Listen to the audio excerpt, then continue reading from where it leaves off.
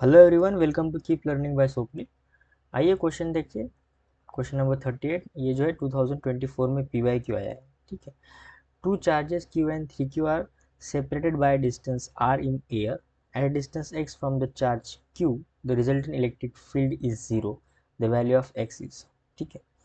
एक मान लेते यहाँ पे चार्ज Q है और किसी R डिस्टेंस पे,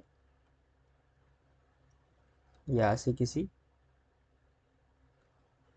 R डिस्टेंस पे क्या है, एक दूसरा चार्ज है और उसका वैल्यू कितना है 3Q। ठीक है। टोटल डिस्टेंस है हमारा R।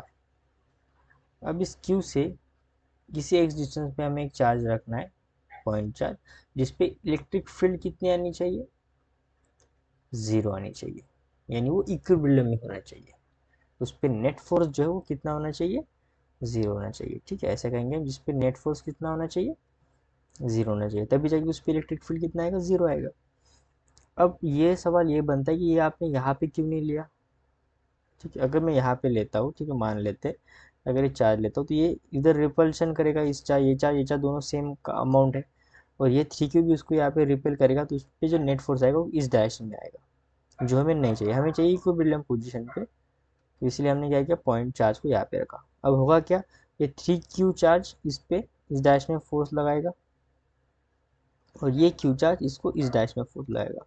अब ये Q के कारण जो फोर्स लग रहा है उसे मैं F1 नाम देता हूँ, और ये 3Q के कारण इस डायरेक्शन में जो फोर्स लग रहा है उसको मैं F2 के नाम देता हूँ।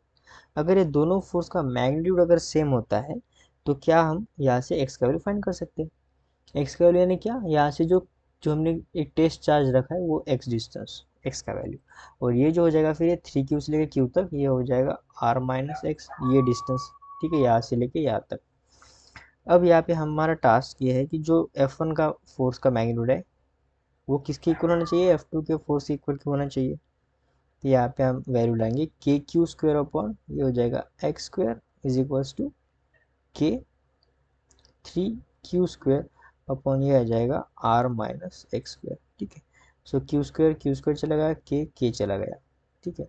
ये R minus x upon x, इसको मैं ब्रैकेट स्क्वायर लिखूंगा, और इज इक्वल्स टू ये 3, taking square root on both side, तो R minus x upon x, ये आ जाएगा अंडर रूट 3।